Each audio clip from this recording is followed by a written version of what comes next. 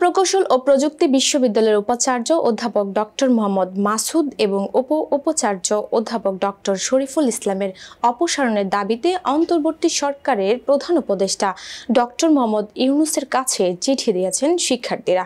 শুক্রবার শিক্ষার্থীরা প্রধান উপদেষ্টা বরাবর এই চিঠি পাঠান। এতে তারা দ্রুত নতুন উপাচার্য ও উপাচার্য নিয়োগের দাবি জানান।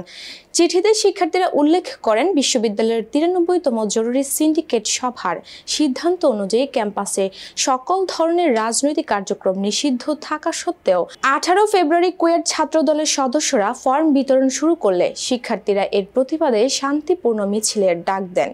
কিন্তু হঠাৎ করে ছাত্রদের কর্মীরা মিছিলের উপর হামলা চালিয়ে শিক্ষার্থীদের হুমকি দেয়, যার ফলে দুপক্ষের মধ্যে উত্তেজনা সৃষ্টি হয়।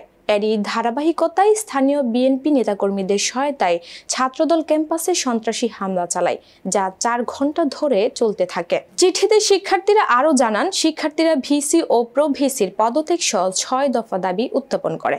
আলটিমেটাম দেওয়ার পরও দাবি পূরণ না হওয়ায় ভিসির অপসারণ দাবি করা হচ্ছে।